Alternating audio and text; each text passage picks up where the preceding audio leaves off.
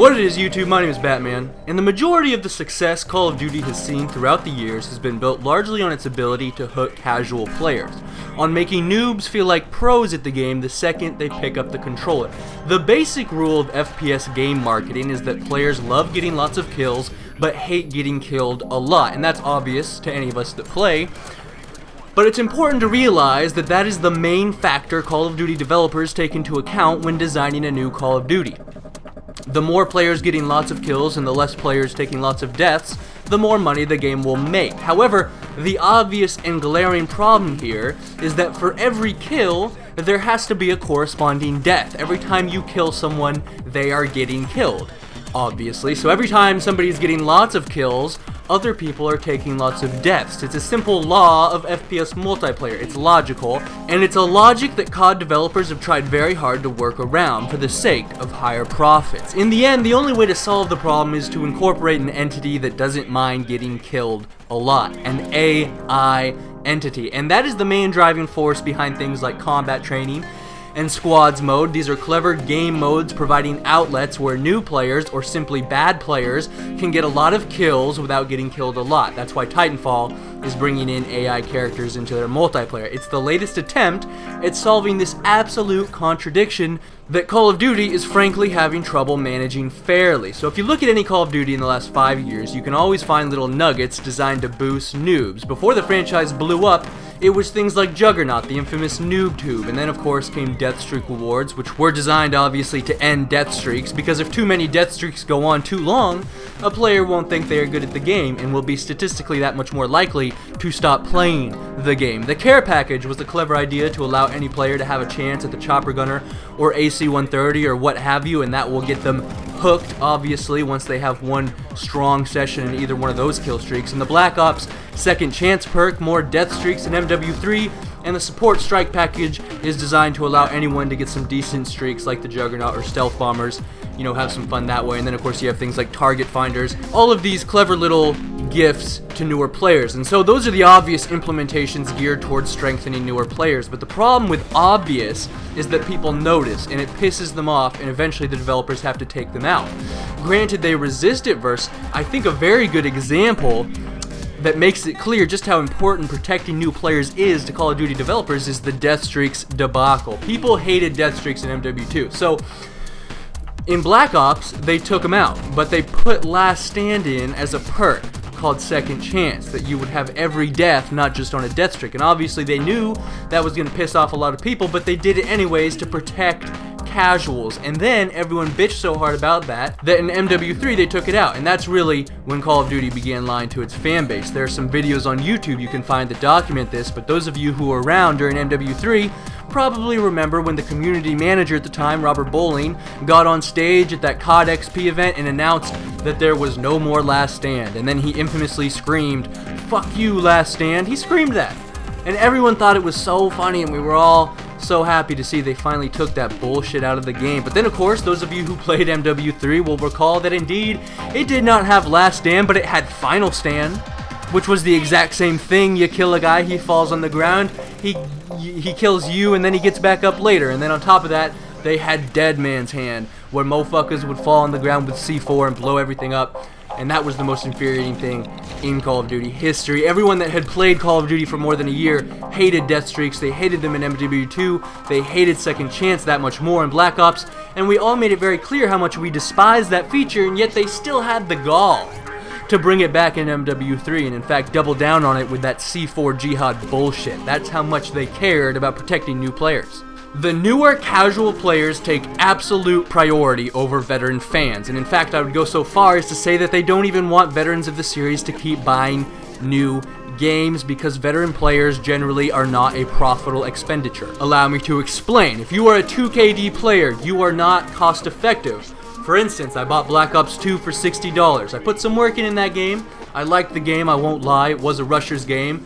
If it wasn't for the lag, it would have been my favorite Call of Duty so far, but MW2 still holds that title just because for some reason that Call of Duty and every Call of Duty before it didn't have any lag problems. But whatever, I made the most of Black Ops 2, and at the end of it, I had 150,000 kills and a 2.33 KD. Now that hurts Activision's profits.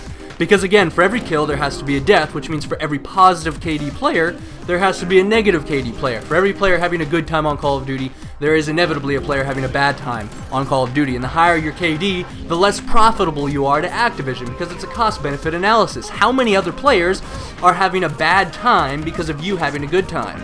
And how bad of a time are they having? So for every 2 KD player out there, there has to be a .50 KD player. Because for every player getting 2 kills for every 1 death, at the bottom of the food chain, a player has to be getting 1 kill for every 2 deaths. It is a basic rule of mathematics. And I'm using my stats as an example, but this applies to every 2 KD player and higher and even lower. Like for every 1.5 KD player, there has to be a .66 KD player. The more positive you are, the less profitable you are to Activision. And so here's where things get interesting. My 2KD was spread out among 150,000 kills. Now, unless there's some fucking trooper out there with 300,000 deaths and a .50 KD, those deaths are going to be spread out among many players. Now, I'm not sure what the average amount of kills is for a single player, but for the sake of easy math, let's say the average player gets 10,000 kills on a single Call of Duty game. Now, if you divide that 10,000 into my 150,000 kills, that's 15 separate people who have to carry the burden of my 2KD. That means 15 people have .50 KDs because of me, my addiction to this game. And it is an addiction because you know what? It wasn't even fun. Those 150,000 kills, I didn't enjoy myself, and certainly it wasn't all for YouTube montages, not even close. It was just the thing I did when I got home because I didn't know what else to do, because I didn't want to keep thinking about the fact that we all inevitably will die someday. And my ruthless addiction was paid for by frustration and anger and disappointment from 15 other people. It is a fact, rooted in mathematical precision. And so the next part of the equation that Activision looks at is how much less likely is someone to buy the next Call of Duty if they are playing at a .50 KD. If the basic rule is that players enjoy getting lots of kills but hate taking lots of deaths, how low are the chances that someone who is taking twice as many deaths as kills enjoys Call of Duty? If 2 or more of those 15 players decides not to buy the next Call of Duty, then I am officially hurting Activision's profits. I am not worth the $60 I paid if I turn away $120 or even more from future Call of Duties. If 10 of those .50 players don't buy the next Call of Duty, Activision just lost $540 on me. And in fact, I would bet it's a lot more than 15 players that are negatively affected, because even if the average amount of kills per player was 10,000, that number is going to be a lot lower for negative KD players. For one, because they are much more likely to put the game down earlier than most because they aren't enjoying themselves, and also because at a negative KD, it's going to take a considerably longer time for that player to reach 10,000 kills in the first place. And then you take that and multiply it across every 2KD player in the game. How many players have to carry the weight of all the Mark of J's in the world? Fearcrads, Xcal, Sandy Ravages, and Ronaldinhos. Call of Duty is a snake that is eating itself. It hooks us, and when we get good, we ruin the game for those below us, assuming it wasn't ruined for us by those who came before us first. And Call of Duty has waged a consistent and ruthless war against strong Call of Duty players for the last 4 games. If it feels like the developers aren't listening to you, if you're confused about why they keep making the same mistakes, just remember, they don't like you. They don't want you to buy the next Call of Duty. They got what money they could out of you. You are no longer profitable. None of us are. It's a $1 billion franchise. And look, I absolutely don't think that all big business is evil or corrupt. I really don't. They're just like there are good people and bad people. There are good business and bad business. But it's no big secret that when a $1 billion corporation wants to boost the bottom line, they have a tendency to act like royal dicks. These aren't your fellow gamers, these aren't industry enthusiasts. These are shareholders who don't care about the quality of the product, only the revenue generated. They are CEOs with a bottom line, and middle-class suburbanites who want jacuzzis, bigger cars, and college funds for the kids, so they leave the decision-making to those above them and just focus on that paycheck each week. They're not bad people, just people who aren't concerned about you or me or the video games we love. They don't care about our art, our escape. Now in part 2, I'm going to look in depth at the specific steps that Ghost has taken, the mechanisms implemented to nerf stronger players and turn them away from the game and empower newer casual players. But for now, let me just say that if any of you ever end up with economic power in this world, remember that you were just a consumer once too. A number on a spreadsheet.